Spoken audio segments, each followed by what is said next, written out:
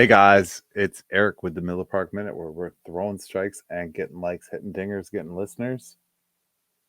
I am just coming back at you with another pod. Today is Monday. So today I had the opportunity to sit down with our good friend Tim Dillard. Tim Dillard is he's always fun and entertaining. So we threw some strikes. We got some likes. We hit a good 50-minute interview. I spent about an hour with our buddy Tim, and it was good all the way around. It was a good experience. I also have another one with Dominic Catronio. If you don't know him, he's a statistician for Bally Sports Wisconsin. I think everybody knows Tim. He does play-by-play. He does a little bit of everything, and he is a social media guru. So you guys get the opportunity to hear both of these interviews this week.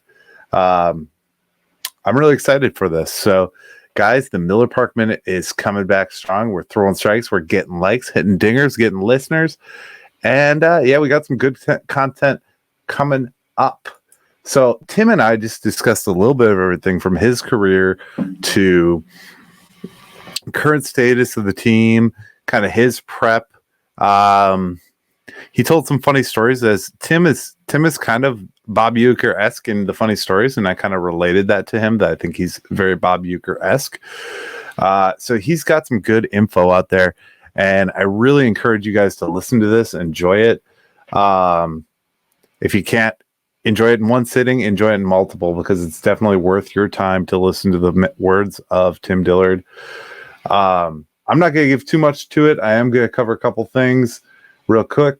It looks like we've got the highlights of Corbin Burns' career. And it talks about, goes through June 2016. Burns joins the crew. Fourth round pick out of St. Mary's College in California. Then it talks about opening as a closer, how his first big league pitch was to the backstop, and he struggled against Miami in an auspicious start. Notch is a save in his first career debut. It's still a rookie. Talks about he was in the 2018 NLDS against the Sox. And then it talks about 2019 K's masking growing pains.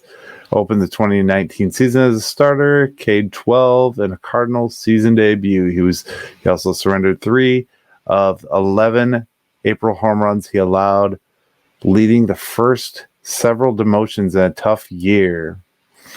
2020 bounced back for Burns. Burns set a season high with 11 Ks over 7 scoreless frames, a signature start in a breakout year.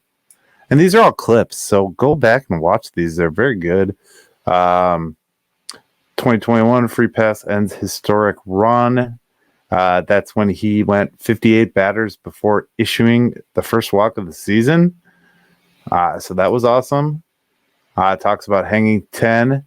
So striking out 10 straight Cubs batters en route to a 15K in one dominant performance. Burns hater twirl a no-hitter. Dominic Catronio and I talk about that. So that will be in Thursday's episode, I believe. So check that out. And then when he became the Cy Young.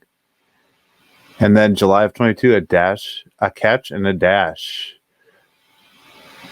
So there's a lot of good stuff. That's funny. That's when he ran into the dugout, the catch and the dash. Burns backs it up. Then another follow-up to the Cy Young worthy season, posted a 2.94 ERA and a career high of 202 innings, led the NL with 243 strikeouts in 2022. So those are just some highlights. Do take a look at that. That's well worth the view if you're a Brewers fan. I don't have a lot to say. Former Brewer, always a Brewer. Brett Phillips got signed by the Angels today, so let's see how they use him. Maybe he'll get some more pitching in this coming season. We are going to briefly mention SeatGeek. don't forget to get your $20 off your purchase at SeatGeek, SeatGeek.com. They got tickets to everything: Brewers baseball, football, basketball, other teams, whatever you need, you can find it at SeatGeek. $20 off with the code Miller Park Minute on your first purchase.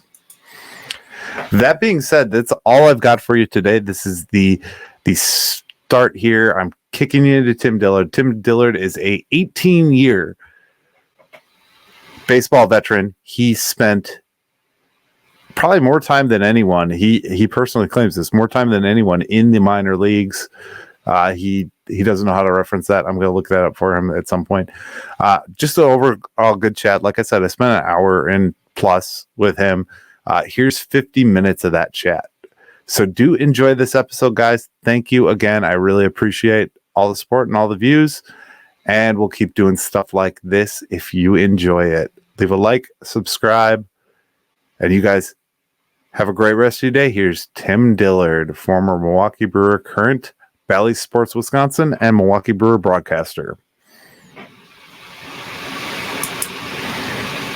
Because I missed that whole gem of a thing you said there, but that's okay. So we are with Tim Dillard. We talked a little bit beforehand here of the progression of technology. So Tim and I had done an interview back in 2017 in April.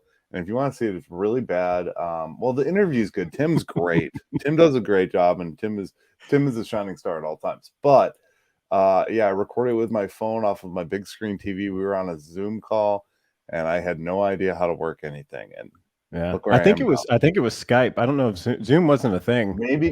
Oh yeah, exist. Sorry. That's right. See, that's one of those buzzwords. That's one of those buzzwords. Technology now, Tim, has those buzzwords where you know, like it used to be a VHS. Now it's a DVD. Now a Blu-ray. You know, we're far beyond Blu-ray, obviously. But you know what I mean. Yeah. We've lived the life. We know. So Tim is still a broadcaster, right? You're still like. I got a call from my boss. As far as you know, you haven't received any. Hey, on my end, we're all good. No, I just got a call the other day from my boss in Milwaukee. I was actually in Chinatown at the Epcot Center with my family, and nice. Got a call and dove out of the restaurant and answered it, and they were like, "Yeah, you ready to go?" Like, are you on board, or are we doing this? And then they talked a little bit about spring training. So yeah, as far as I know, I'll be out, I think, towards the end of spring training to do a couple games, and then boom, right into the season. Right in the season. Okay. So now that you're in the broadcaster world, does it work? Like, do you have to wait every year to find out, hey, you know, are they gonna bring me back for this thing? Yeah, I mean, kind of. I mean, and it's weird too, because it's two different things. It's Brewers, and then it's also Bally Sports Wisconsin. So you're kind of like, and the Bally Sports is for pre and post game, and then the in booth stuff is Brewers. And so, like, I don't know. I just work here sometimes. I don't know how all this stuff works, but I don't claim to know. I just can ask questions, and people look at me like I'm crazy, but I'm like, I don't know. It's weird. It's strange. I feel like a fish out of water when I'm doing it. Oh, I bet, because it's just a totally different world. I mean, you spent 16 plus years as a minor league baseball player / major league baseball player for parts of seasons, right? I mean, parts of 18 years. 18, okay. Yep, and got a little over 1 year in the big league, so that puts a lot of years in the minor leagues. And I don't know how to find this out, but I may have more minor league time than almost anybody. I can't imagine there's too many people that played more than 16 years. Right, you're kind of a long man in the it's funny because I doing in preparation nowadays. I always look at what's out there and stuff like that, and I saw the little video that Bally did. If you Google your name, there's a Bally video of your retirement from Nashville. Yeah. Got my jersey pretty cool right here. Yeah. I see that. I was admiring. I don't see in the background though. I don't see the Hall of Fame bobblehead with the holding the phone. Oh yeah, it's up here on the shelf here. Oh, okay. You do have one. Okay. Yeah. And you can tell, obviously, this is the master bedroom, right? This is just what it looks like. Right. There's pictures of me no, I'm just kidding. I'm in my little office nook. No, I got one, two. I got, as far as I can tell, two of my bobbleheads on up there. I think I got four now total. Strange. I went from 0 to 4 in the matter of like 5 years. All of this after I played in the big leagues in like 15 years in professional baseball. But you know what? You got to stay persistent. It's all about the bobble. Right. Yeah. Well, and I think you're one of those guys in those stories of like persistence. I mean, you always hear Bob Uecker, and not to put you in the same light, but I am going to put you in the same light. You always hear Bob Uecker joke around about his major league career and kind of he has that funny guy personality where, and he didn't, I mean, for anything, he wasn't really the biggest of major leaguers, but the power of Bob Uecker is that voice and those stories and who he is and his personality. And I think you really, really encapsulate personality, and I would put you in the same light. And I hope they keep you around for a long time. I know, me too. Every time I talk to him, I'm like, just sign me that 10-year deal. I'll do that. Right. What did Carlos Correa get? Oh, wait, no, he didn't. Wait, yeah, has he signed finished, yet? But... Has he signed yet? No. No? Okay. Well, I'm going to be honest with you. I haven't been keeping up with much. No, and I'm sure you kind of you ramp up right before you go. I can't imagine it's just like it was in high school. Like just cram right before you have the test. Hey Tim, we're putting you on a plane tomorrow. Okay, great. Let me. I'm gonna get my iPad, my phone, a notepad here. Yeah, I actually had to buy a computer last year because Brian Anderson. We were doing a game, and I had this computer. I got it in 2011, maybe, and he was asking me a question. I'm sitting there typing, and the computer was going really slow. And BA was like, "Are you kidding me with this? Like, they don't even make this model anymore, man." And I was like, "What?" I was like, "I don't have another computer." He's like, "Dilly, if you're going to do this, you need to have some stuff." So yeah. Anyway, the kids won't get braces for a while, but I got this computer. Yeah. That's hilarious. Now there's no more. And I'm sure, I mean, he's a national professional. So you're working with a guy that's a professional on a completely different level than just your run-of-the-mill everyday, local broadcaster, so to speak. Well, what's funny about BA is like it's down to an art with him. He's super prepared. And I didn't know this until about mid-season through last year. He was talking about he just does his prep work, how he does his prep work. And then when he gets to the field, he doesn't have to do anything. That's why when I get to the field, I start trying to get my notes together and try to, act like I know what I'm talking about. And he just walks around, talks to everybody. And I'm going, how does he have time to do that? Oh, you did the work before you came in. You're a homework guy. Yeah. But what's great is right when you're done with a broadcast with him, he has like a computer and an iPad and like, has a little note sheet, I think. And right, signing off the Brewers and we're out, right? The producer person's like, "Hey, we're out." Man, this was crazy. And I look over at him and he's already packed up his whole suitcase. He's got a little suitcase. He's already packed. He's like, "Hey, you going with us?" And I'm going, and I look like I had robbed everything. I got a computer laying on the ground. I got papers and pens, and it's just pandalarium. And he's like ready to walk out. And he just does it so quickly. He's like, "Boop, see ya." Man, he's so good. He's so good. It's ridiculous. Well, I mean, practice makes perfect. I guess the guy's been around a while, and I'm blessed that he's still in Milwaukee. I think we're blessed to have anybody in the booth and stay in the booth for any period of time, and especially when it comes to this game, because you never know, people move and people move on and stuff. Yeah, BA's. I know his games have been dwindling, but I mean, he still considers himself, going to be the guy. But he's kind of relinquishing control to Jeff Levering, and Levering's been fantastic. I don't know if his games are going up this year. I haven't asked any of those questions, but I'm sure we'll know a schedule of some sort coming up soon. I feel like the season's right around the corner, right? Please. Right. We're right there. I mean, you're going to be filled in and in the know. I don't want to know. I never know. I love getting to the field and have no idea what's going on. You just show up and do whatever's asked of you, and you need to go pour beer right now, and you go pour beer, right? Oh, I love doing that. And then sometimes I give it to other people where I'm like serving it to them. That's great.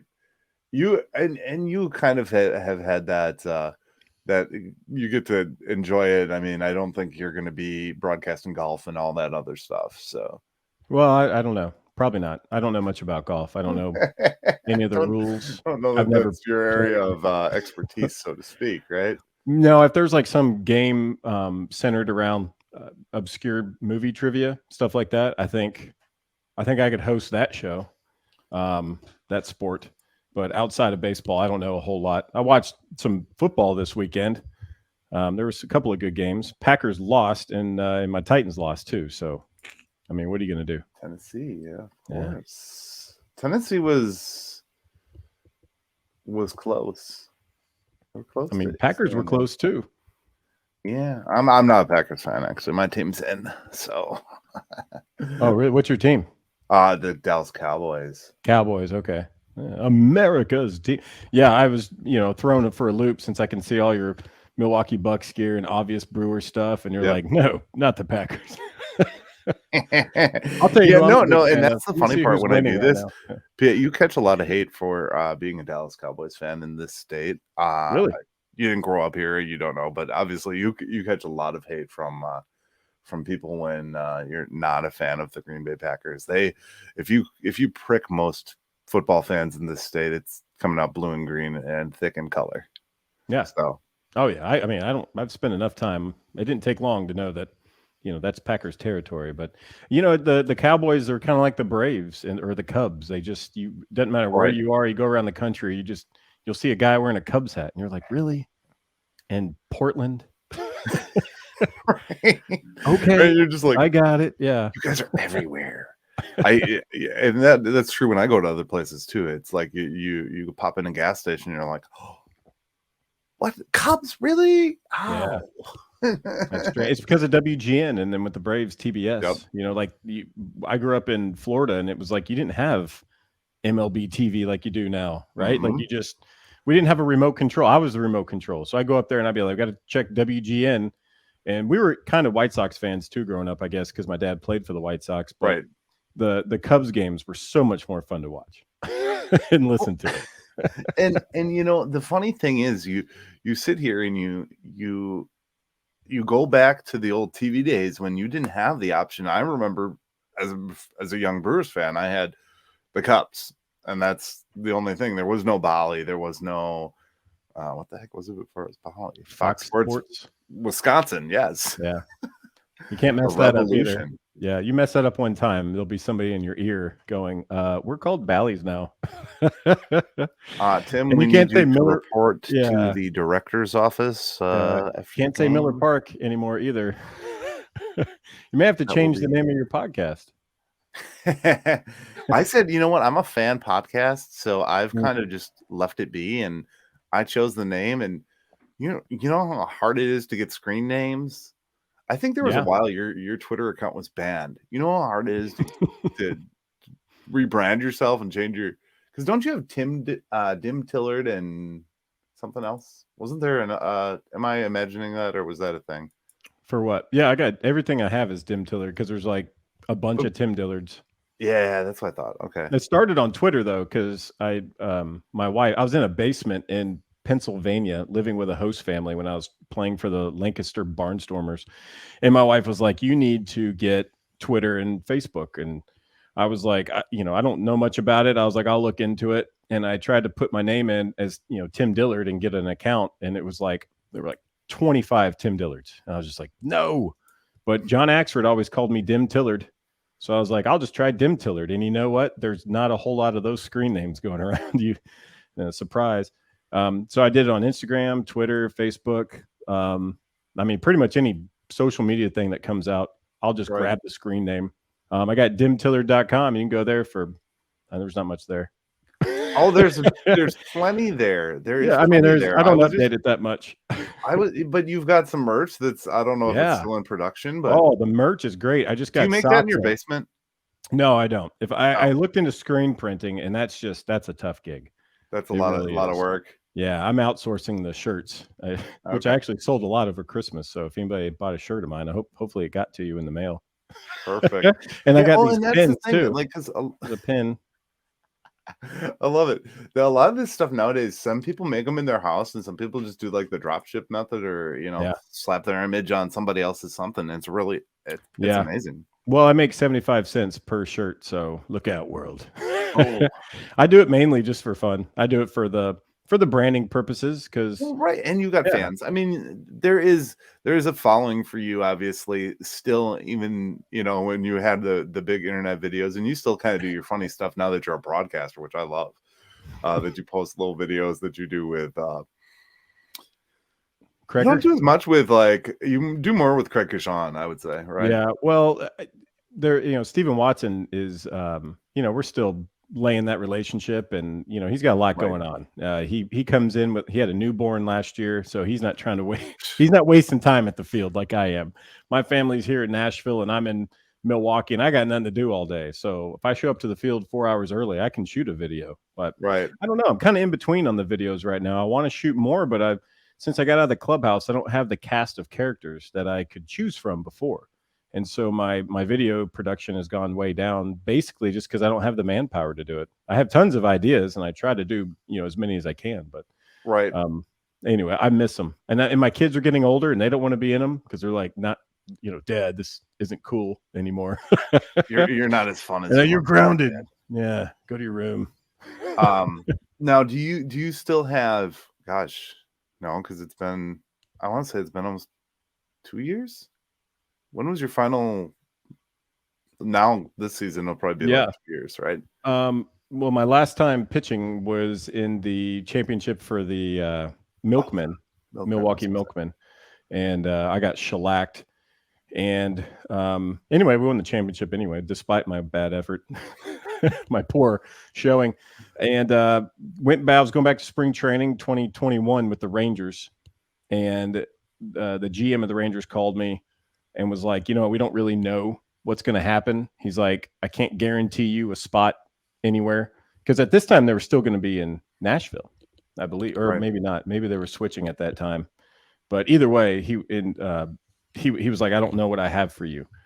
And I was like, well, I'll just try, let me just show up. And he's like, well, I don't want to be the guy that releases Tim Dillard either. And I was like, well, you wouldn't be the first. But anyway, it would, it kind of worked out, because suddenly I got a call from the Brewers. They're like, hey, we're thinking about, making a change, and Bally's is buying Fox, and there's all this stuff going on. And how would you like to be part of the broadcast team? And so then I had to figure out, okay, well, what does that even do? Like, how do you get paid? Any of that? I had no clue. And anyway, they regular paycheck. They were gonna pass on me. They were like, okay, well, we need an answer now. And I was just like, my wife said, yeah, he'll retire. I was like, what? No. So anyway, it was the right call. I probably could have kept pitching, but it would have been pretty pathetic, I bet. It would have been more pathetic. You feel the ship had sailed on your pitching career, is what you're saying. Well, I like to. I think I hurt my arm. So, and I blame COVID, right? Just like everyone else in the world. I was in spring training. COVID hits. We show up to the field one day, and the Rangers all call us into like the batting cage area, and they're like, "Hey, spring training's canceled." And I'm like, "What?" Didn't even know that was a thing. And flew home. I was home for spring for the first time in probably ever, because even if I was in high school, we still had like spring tournaments and stuff. So I don't think I'd ever been at what I would call home in springtime. That was weird. And then they obviously canceled minor leagues, but I stayed in shape. They told us that, the season could kick up, so be in shape. And then they canceled it sometime around June, I believe, they said they weren't going to play the season. So I kind of shut it down. I sent an email to the Milwaukee Milkmen on their website saying, hey, my name's Tim. I'm a pitcher. If you need a pitcher, let me know. And anyway, they didn't let me know until like a month later. So I basically didn't do anything for a month as far as throwing, and then rolled off the couch, threw a sim game up at the National Sound Stadium for like 2 or 3 innings. Did really well, but then the next day my arm hurt like it's never hurt. Like I've never had an arm problem issue in my entire career. Never missed a game due to injury. I'd miss games because I was on the phantom list because I wasn't good, but never missed a game just because I was hurt. And anyway, ended up pitching for the Milkmen, even though I was probably about 70%. Did okay for a little while. And then kind of shut it down for 2 years. And so I'm just now trying to play catch again. And it's going okay. It's going okay. It's not great, but I think I'm slowly building up. I don't think I'm gonna do a comeback. I just want to be able to throw batting practice to the Brewers fantasy campers next week. Oh, sure. Yep. And also to my kids, because I got a couple of ball players in there. Right. Maybe 3. My daughter wants to play softball, so I don't know how to underhand. Well, maybe I do. That was a side armor. Maybe I can Right, you'll figure it out. Yeah. Anyway, there's a little bit of difference there from the sidearm throw. Yeah. So maybe it'll throw harder that way. Huh. You might resurgence your career right there. Yeah. Softball player. Yeah. Every time I'm like, yeah, arm feels pretty good. My wife's like, don't. Because I still have those dreams, right? You have those dreams where like I'll wake up or in the middle of the dream, it's like I can't get to the field. Or if I do get to the field, because I still think I'm a player, I forget my glove. And then if I have my glove and I get there, I don't have my hat, and like everything goes wrong. By the time you're totally ready. And then you get there, you realize you don't have anywhere to go. It's like the saddest thing in the world. And I was laughing about it over Christmas, telling my mom, and my dad played too. My dad played and coached. And she told me, and he's probably, I guess he's 71 now. She told me that he still has dreams like that. I was like, wow. So anyway, I think for the rest of my life, I'm going to be thinking I forgot my belt, or missed a loop, or, can't find my spikes. That's kind of a baseball player. That's the worst feeling. Like you just aren't prepared. Like you just forgot something. So anyway, hopefully if there's any ball players out here listening, hopefully you're not alone. Well, and it's funny you say all that because, you're kind of in that you work in the summertime, so it's like the reverse of being a kid in school. Your summer vacation is technically your winter vacation. But it's good though. The kids came up to Milwaukee the last couple of years, and it's not too shabby. It's a pretty good setup. I'd rather be playing baseball, but if I can't, then at least I can be this close to the game. It's pretty sweet. Right. Now, do you still have any players that played along with you in the minor leagues that are still current Brewers? I think Suter and Suter, he's gone, right? They signed. They released him or went to Colorado. Away. What a bummer. Man, he'll do well in Colorado too, because not many pitchers can pitch well in Colorado, and he was able to do that for the Sky Sox. Right. He was a few years, so he knows how to beat the elevation. Probably, people like him and Woodruff and Burns, Hauser, the guys that went through, even Hader. Like you just can't prepare the same as you do for if you're going to play in St. Louis. Sky Sox is a whole, it's too much elevation, man. It's higher than Mile High Stadium or whatever it's called. So it's a tough beast to tackle. But no, there's a lot of guys left. Tyrone Taylor, Burns, Woodruff, Hauser. If you count spring training, maybe Devin Williams. We were in spring training together a couple times. I don't know. That's all I got off the top of my head. I guess I can look at the roster. It moves every once in a while. Oh yeah, Freddie Peralta. Freddie Peralta, believe it. Let's see. Played against Caratini a good bit. Peyton Henry, he was a Brewer, the catcher, and then he went to the Marlins, and then they brought him back. So I don't know. They seem to like him. I was curious about that. I was like, oh, they like him. Yeah, they did. As a fan, we watch these moves, and I'm sure now that you're not in as a player anymore, you probably see moves and stuff like that, and you're like, huh, okay, all right. Well, we'll see how that one pans out. We don't know. Well, I mean, you see, it's hard to remember. Like everyone's hangs on every who's going where, and I think as a player, you just kind of all right, just tell me when it's over, like when the shakeup's over, and then you figure out where all your buddies are, because you don't get to hear about all the transactions. But I really love seeing Jose Trevino go from the Rangers to the Yankees. That was my guy. I love that guy. He was actually in Nashville the other day for some sort of coaches convention. I'm not sure why. I probably should have went and saw him, but he was busy. And he was asking me places to work out because he needed to, hit and stuff. And anyway, he was a fantastic catcher. And I was like, this dude can hit. He was hitting in AAA really well. And he was just a phenomenal catcher. And for whatever reason, I'm like, you're telling me this guy can't be in the big leagues? Like, you're wasting him being in AAA. But he ended up getting called up.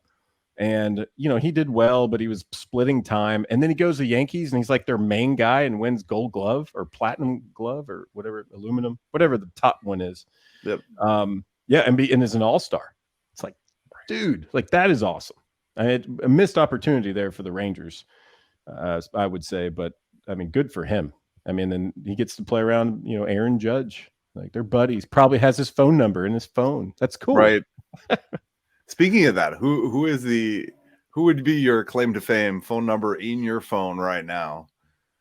I don't know. I don't really ask a bunch of guys for phone numbers. I usually pop up on Twitter, like in the messages. I do that all the time. You slide into their DMs. I slide in the I don't really slide. I do feet first. I've never slid head first, but I was doing a thing for my podcast. A podcast that was born out of COVID when we were all on the pause button. And I just wanted to message a bunch of guys that followed me on Twitter and ask them, what they're doing to stay in shape until the baseball season comes around. And so I messaged like Adam Wainwright, Fernando Tatis Jr., trying to think who else.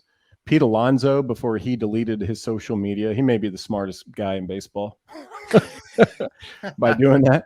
And it was fun to hear the responses, especially someone like Wainwright who's got kids and, then you see Fernando Tatis Jr., who's like, I don't know, he's probably 19 at the time, that kind of stuff. It was good. It was just fun. And, every time I message some of those guys, they always hit me back. So I don't really have a lot of famous phone numbers. I'm trying to think.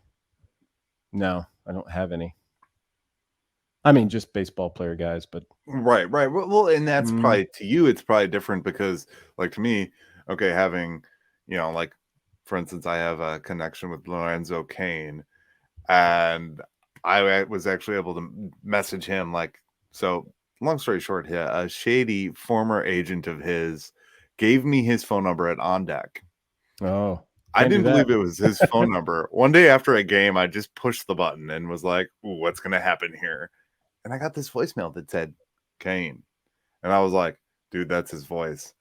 So I was like, sweetie, come here. And I was going to play it. I was going to do it for her. Well, this was after the game, and he had a game-winning hit. Oh, wow. That's a good time to call somebody, too. Right. Probably not the smartest idea on my part, but I did it nonetheless. And he picked up when I did it in front of my wife. And then I was in this awkward place of conversation like, so, yeah, how'd you get my number? Well, you see... this guy gave it to me at On Deck, and I didn't really believe it was your phone number. So I do really apologize for now calling you twice in a row. You made Locaine change his phone number? That's all I'm hearing right now. No, he actually, so funny, long game of this. I've sent him very sparing text messages over the last 2 years or 3 years or however long I had it. And I said to him at the end, I'm like, I appreciate you replying to my text and being a nice guy and enjoy your retirement. And he sent me a final text like, hey, and maybe not a final text. Maybe down the road, I'll approach him and say, hey, do you want to come on and do a podcast again? But I said hey, thank you. And he said, and now I'm just going to go love on these babies now and enjoy the rest of my time. And I'm like, that's great. He's a gentleman. I mean, I'm sure you've had great experience with Locaine too, but everybody I've talked to said he's a gentleman and he's like a totally nice guy. And he was great. I mean, the guy just likes to have his life and his family, and now he's kind of done with it all, I think, the baseball side of it. That's how I feel. I don't know. Oh, he was fantastic. They used to call me up to make fun of people in spring training, pretend to be Harry Carey. Hi, everybody. And he was always a good sport when I mess with him. I can't believe. I mean, I know the Brewers, when they got rid of him, who'd they get? They got Greinke, I think, from the Royals. Yep. So that was probably a pretty decent one at the time, but everyone knew Locaine was legit. You just knew it. Watching him play and seeing him hit day in and day out, you're like, it doesn't look hard for him. That's what I always think of when I look back at Locaine before he left and then came back. It didn't look as hard. You'd see other guys that are trying, and it looks like they're trying so much harder. And then you see him running in the outfield, and you're like, that doesn't look hard for him. So good for him. Amazing career. And it's funny to me because a lot of these guys, these guys come and go, and and I follow them, especially if I've ever had any kind of connection or I made any kind of interaction with them. I actually was looking back. So you were up with the club in April of 2012. And me and my wife had gone to a game out of the blue, drove the 7 hours to St. Louis. Yeah. And we met a young Tim Dillard. Really? And got your autograph. I have it on a printed out. It's somewhere in the mess. I legitimately have it on a printed out off the computer. Remember when you used to not do it on your phone and you print them off the computer? Yeah, I did that. Oh yeah. And you signed my ticket along with the great Nigel Morgan. Nice. Yeah, my locker roomie, Nigel Morgan. That guy was a character. Oh, he's great. Yeah, I still he's one on the list that I gotta get on that Braun Fielder. Oh, the Sports Illustrated? Or is that what it was? Well, Are you sure that's me that signed it, right? Have you compared signatures? Because when I first got called up in 2008, we were in Washington, and some dude was like, "Mr. Sheets, will you sign this?" outside the hotel. And I'm like, "Oh," I was like, I'm not Ben Sheets. And they're like, "Mr. Sheets, will you sign?" I was like, "Listen, man, I'm being for real right now. Like, I'm not Ben Sheets. I'm not even sure I look like him, but I know I'm taller than him." Trying to make a joke. And they're like, "Mr. Sheets, why won't you sign? Let's go." And I'm like, "All right, dude, I'm going to take your card, but I'm going to sign Tim Dillard on it. Is that okay?" And he was like, "Thank you, Mr. Sheets, for signing." And I'm like, what? And anyway, there's like 6 or 7 cards that say, Ben Sheets cards that are signed by Tim Dillard. That's amazing. And those people probably they're in a case somewhere. Probably try to sell them on eBay. I'm just kidding. I don't care. This young fella here. Oh wow! So if you click on your picture on Baseball Reference, it actually shows young Tim Dillard, bearded Tim Dillard, another bearded Tim Dillard, and then clean shaven Tim Dillard. Yeah, clean shaven Tim Dillard hadn't been around in a while. That's weird.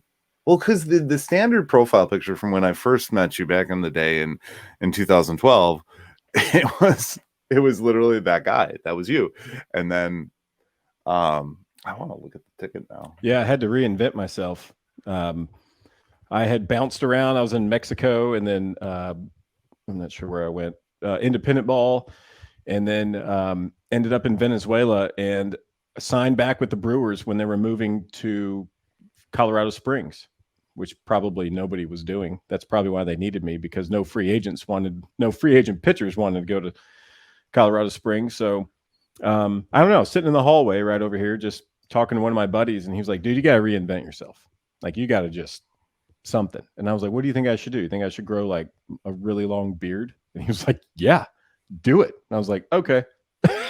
So I just started growing a beard, and it kind of became a thing. And what I liked about it, being on the mound or whatever, you felt like you were a little disguised. You felt like you had a disguise that you were wearing that was the hitter couldn't see who you were. Like this, if you're clean shaven, he can see all your expressions and all this. But when I was out there with this beard, I was like, man, they look like I look homeless out there. They're thinking this guy only cares about getting outs. Look at him. He's dirty and his hair's nappy and his beard's terrible. Probably got Cheez-Its in it. And all he wants to do is get me out. And so that was kind of my, my rebirth of, some kind of new image, which it kind of inadvertently led to wearing beanies all the time, because Sky Sox gave me a beanie when I got there. And I don't know, then I put the orange sunglasses on, and then that became my logo. For some reason. No looking back. Yeah. Now you're out of the baseball. I'm committed to the beard. ZZ Top. And it looks great. It goes well with the suit too. That's the other thing that I didn't know. Doesn't. No, at the time when you grew it out, it goes well with the suit. So it looked very sharp on the broadcast there. Appreciate it. Yeah, the hardest part about broadcasting, which they don't tell you, is just to look like a broadcaster. Like that's like, just make sure you're sitting and wearing a suit that fits, and wearing a shirt and what the collar looks like and all that kind of stuff. Like that's the hardest part about broadcasting. They care about this part. Yeah. Like from the waist up, and that's the hardest part for me. Make sure my hair is good. I've just never had to worry about that. for 20 years, I could Parents know care that. less what I look like.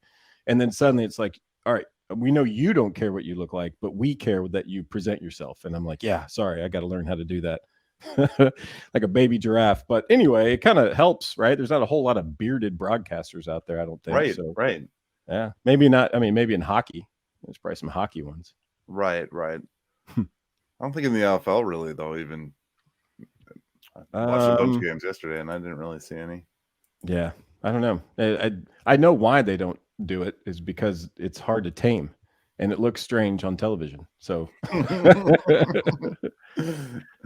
Oh shoot! All right. Well, it's funny to me because I reached out at random, and I'm like, gosh, I haven't talked to this guy, and we said this before we recorded, but I haven't talked to you since 2017. I've sent you a couple well wishings and a congratulations on your baseball career back when you officially ended it, and that was kind of like a sad meta moment for me because I'm like, oh man, I feel like Tim Dillard should have really got a shot here, and maybe the stuff just wouldn't have played in the majors. I don't know. I always kind of kept tabs on you throughout the final remaining years of your playing career, and now to see you come as a broadcaster, it's kind of full circle, which is awesome because you have that personality for it. And as I said before, I do compare you to a Bob Uecker, and you're kind of that funny man, and hopefully we'll be celebrating your 50 years in Milwaukee at some point.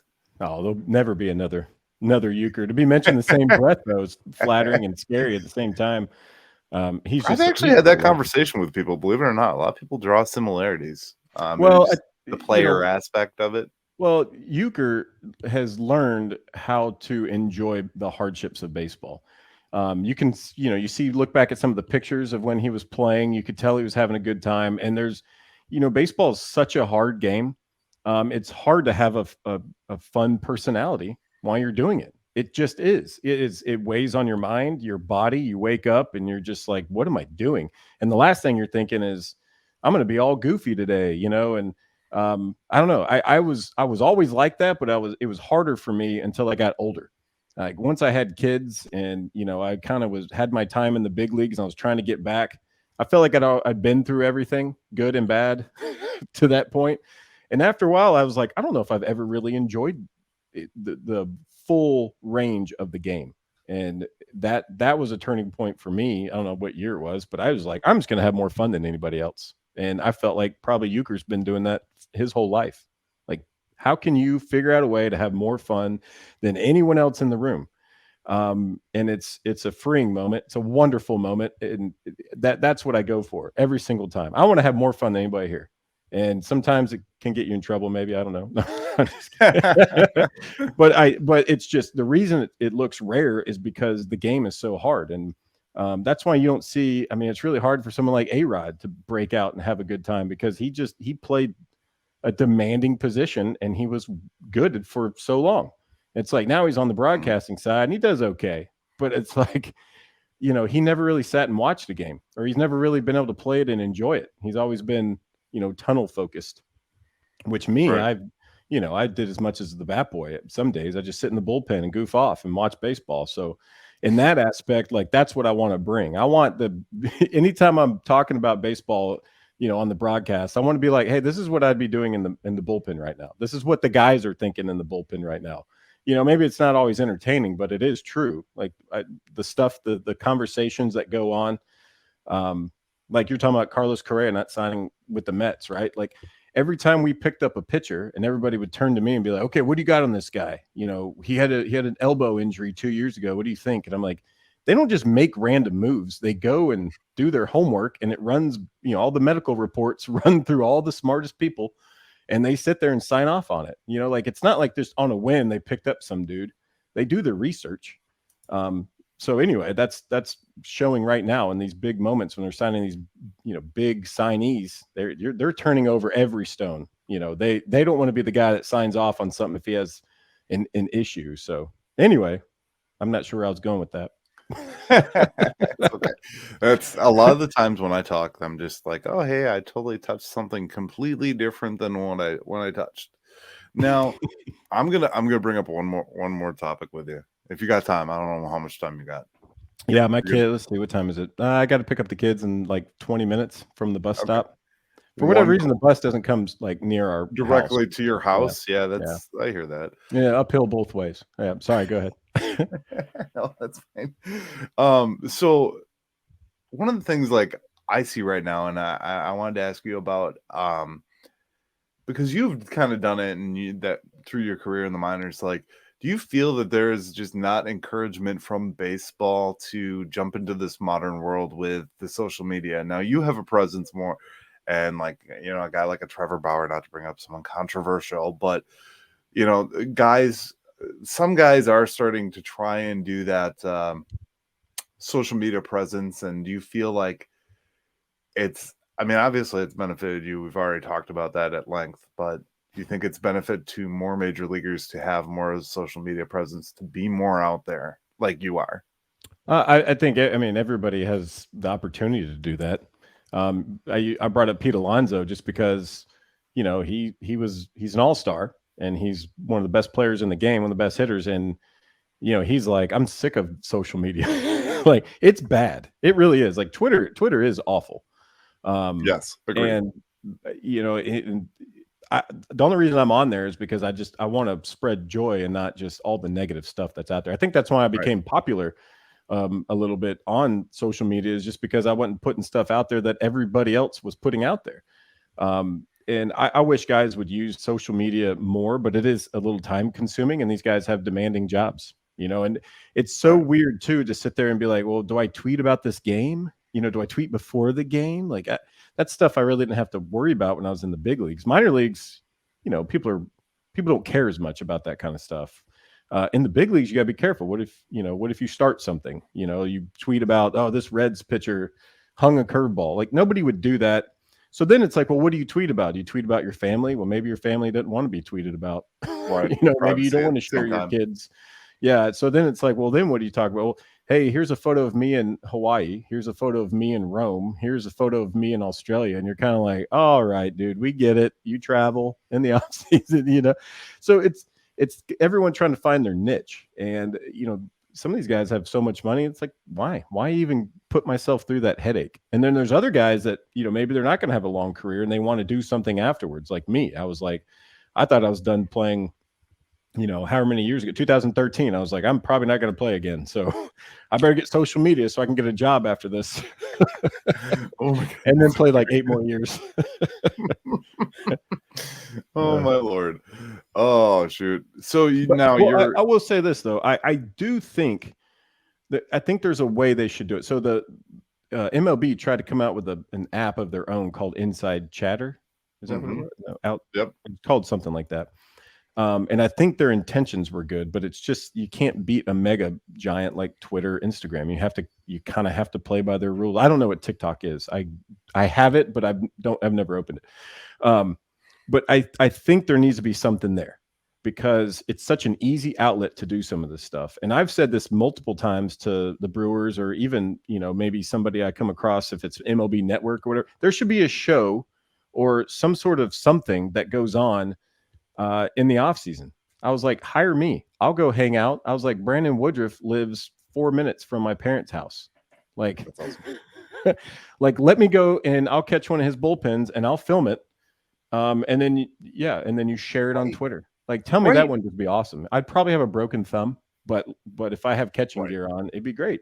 And then I was thinking, well, if I'm going to do that, I might as well reach out to one of my contacts that does All-Star, like the catching sporting stuff. Like, if I could get them to send me equipment, and then suddenly you have a video. And Woodrow, I already talked to Woody. He's like, yeah, dude, I'll totally do it. He has a mound at his house he wants to show me. So anyway, I'm thinking that'd be a great idea. Why not I'll do that. I'm very non-intrusive. I don't think, they want me to be more intrusive, but I don't want to mess with the players. They could send you around. Just have once a week. They send you around. Yeah, I'll do that. Teams, hey, maybe you go spend some time in Mexico with Willie Adames and Urias, and you just talk to them at their home and, whatever. I don't know if that's exactly where they live. I don't think so. I don't know. I just made that up out of the blue. Yeah. I don't know where they are. I thought Urias was Mexican or from Mexico. Well, I don't know where they live in the off season. But yeah, that's true. That's yeah, true. But they mentioned something. One of the broadcasters mentioned something last year that Willie Adames and Uris spent time together, and I don't remember I where remember they that. said it was. Well, But yeah, I think the fun part is, these guys, if you try to do stuff during the season, it's just tough because they're trying to play for their job and their team and their city. And when they're not doing that, they're traveling. And when they're not doing that, they're with their family. And so when I get to the field, they're like, hey, we want you to do more interviews with players. And I'm very, that's their time. I don't want to take it from them, but that's just the ball player in me, knowing that even though now I'm a broadcaster, I'm able to do that. And they would probably say yes. I have a hard time being that guy. But in the off season, I have no problem going and hanging out with, whoever, Andrew McCutcheon, and we'll go to Taco Bell. I don't care. Like, I think that would be fun. And if, all we got to do is set up a phone and we'll eat tacos and we'll talk baseball and life. And I think that would be cool. Yes. Anyway, I think fans would love that too. For many years I've tried to establish, and I don't have an inside connection, but I've tried to establish relationships with different people, and I had a long-standing contact with Yoli Chassin, and I was talking to Locan, like I mentioned earlier, and I've talked to you a handful of times. I think it's about doing more with the whole picture of it, and I think that would bring more fans in and engagement. Using DeMar Hamlin as the example, that horrific thing that happened, the engagement that's been on that topic over the last week has been crazy, and it's been good. It's been hugely positive. You know what I mean? Yeah, that's been insane. I bet I think there's more that could be done. Yeah, I bet that game on Sunday, I think that was probably the highest rated game of the NFL this year. Had to have been. Just because of, everything that surrounded it, all the stuff the players were doing, what they were going through, and for them to go out there and perform. And what was it? The opening kickoff guy runs a touchdown. Like, that's just that almost broke the internet. Yeah. It was trending world a lot. My phone was popping up, and I'm like, oh, geez, But I think these guys are people. They're not robots, and they have everyone. If you're tied to a sport, I'll make it, back to baseball. Every one of these guys has a path, and every path is different. And there's guys that have played one season in rookie ball, and there's guys that have played 10 years in the big leagues, and they all have a story. And people tell me all the time, like, hey, you should write a book. And I'm like, I don't read books. I don't read books. I don't know. I'm wired where I'm not good at that. And so I don't know if anybody would want to read my book. I don't think so. But every player could write a book, and it would be interesting. But I think a video, an interview, talking about it, getting to know a guy, there just needs to be that aspect for players. And the best time to do that's in the off season, just because their guard's down a little bit. And if you throw 7 cameras in their face right before, 2 hours before they got to go play a shortstop, in front of thousands of people, that's not the best time. The best time is to do it when they're, getting geared up for it and almost missing it. That's the best time. They're, I don't know. I've come up with many ideas to do that. I've done none of them. Well, this incident, this one we just talked about, I don't know if you were on the club, but do you remember Mike Fires cracking Giancarlo upside the head? Oh, I wasn't on the team. No. I think he was he with the Brewers then? Was Fires with the Brewers? Yeah, Fires was a Brewer, and he did. That was the first time, and then it happened multiple times later after Fires was not. Brewers. But he almost like he had to have like major surgery. He was down for a while. Oh yeah. No, I remember the incident. I think he was Mike Stanton back then. I could be wrong. Yeah, when I faced him, he was Mike. No, it was interesting. Fires had an interesting career as well. I think he's still playing somewhere. Mexican League.